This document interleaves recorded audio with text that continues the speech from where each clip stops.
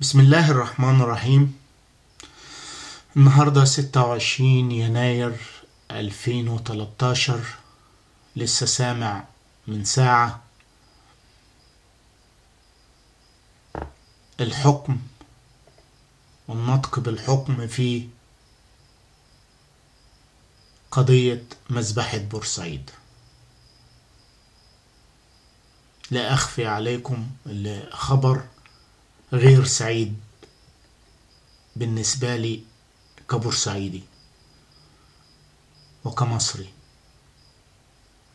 لأنني ما شفتش في أسامي المنطوق عليهم بالحكم المسؤولين الكبار اللي كان لازم يتحكموا.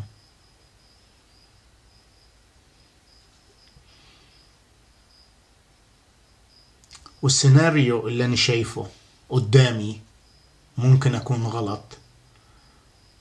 بالعربي كده، الإخوان باعوا البورسعيدية عشان خوفهم من الألتراس إن يوقف لهم في 6 أكتوبر أو يوقف لهم المترو. وده عادة عند الإخوان، الاتفاقات تحت الترابيزة لمصلحتهم، وده مش حاجة جديدة. عملوها مع المجلس العسكري وبيعملوها الأيام دي مع الفلول والحزب الوطني الموجود، وبيعملوا كل حاجة الإخوان لمصالحهم. لو هي لمصالحهم يعملوها. فأنا أعتقد اللي هم سلموا بورسعيد خوفا من الألتراس، ونسوا اللي فيه سيناريو إنه البورسعيديين قادرين على إنهم مش يوقفهم 6 أكتوبر، لا، يوقفهم الملاحة في قناة السويس.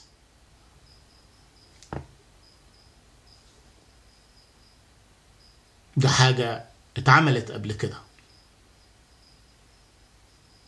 وأجدادنا وقفوا الملاحة في سنة 1956، وأبهاتنا وقفوا الملاحة في 67. إذا كان الأهلوية والألتراس، وأنا ما عنديش حاجة ضدهم، أنا مع القصاص العادل الكامل. مفيش حاجة يمكن نصهم مجرمين ونصهم مش مجرمين، لا، أنا مع القصاص العادل. ولو الاتفاقية دي هتخلي الألتراس ما عادش ينزل المدن ولا يقرف الإخوان، ده بينهم وبين بعض، لأن الألتراس ما نزلش امبارح في 25 يناير. فهم عملوا اتفاقيتهم مع بعض، والاتفاقية دي لصالح أي واحد فيهم، ده بينهم ملناش دعوة. وأنا مش ممكن هشتم في الألتراس ولا هجيب سيرة الألتراس.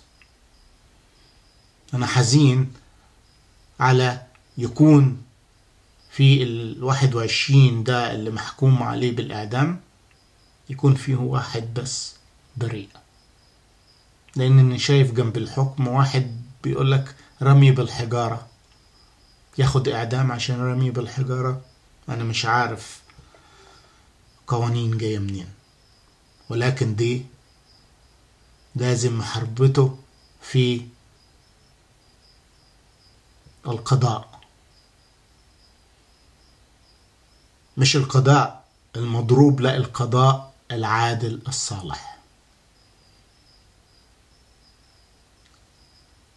أنا بكلم البورسعيدية دلوقتي بقول لهم لو أنت حاسس واحد في 20 دول بريء، خلينا أعرفه، قول لي قصته، خليني أسمع من أمه، أسمع من زملاته، زي ما احنا عرفنا قصص الشهداء وأمهات الشهداء، وده من حقهم يطلعوا يتكلموا على أولادهم الله يرحمهم. لابد أن أعرف قصص الأبرياء والأبرياء وأعرف عنهم كل حاجة، وإن شاء الله ما نسكتش، نحارب بالقانون العادل. وعاوزين كبورسعيدية نعمل اللي هم مش متوقعين مننا نعمله. اوعى تكسر المحلات، اوعى تكسر عربيات، اوعى وقفهم كل العنف، لاننا احنا شعب نزيه ويعرف يجيب حقه.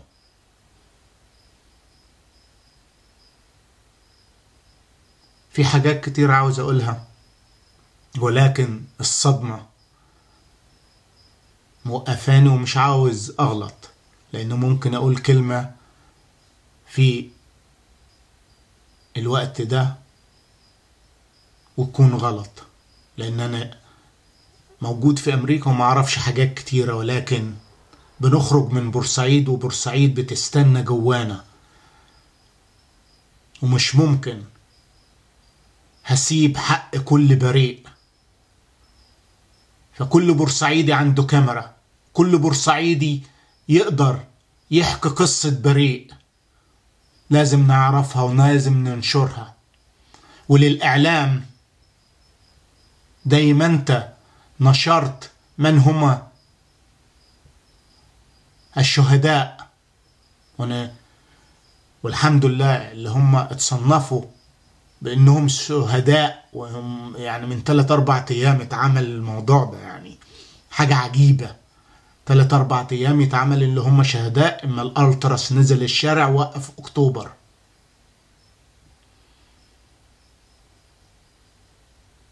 الاخوان لمصلحتهم بيعملوا اتفاقات مع اي حد، وفي الاخر خالص ممكن يسلموه برضه. فكبورسعيدية بالحق وبالقانون لابد اللي احنا ناخد حقنا. كبورسعيدية احنا عندنا كتير نعمله تاني بالحق وبالقانون.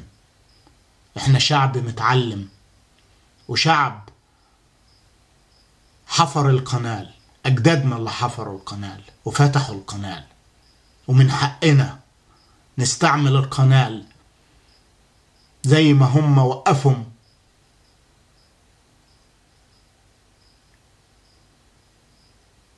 الكباري والشوارع وعملوا ده كارت. احنا ممكن نستعمل القناة ككارت. انا لا ادعي للعنف، لا ادعي للعنف تاني، ولكن ادعي ان احنا منسيبش اي بريء نعرف اللي هو محكوم عليه غلط لازم نحارب ليه. المجرمين اخدوا حقهم، ولكن اللي سمعوا من اخواتي ببورسعيد اللي فيه ناس ابرياء، فلا بد اللي احنا نذكرهم ونعمل زي ما الاهلاوية عملوا بالظبط. إذا كان الكارت ده بينفع مع الحكومة دي، كارت الإرهاب،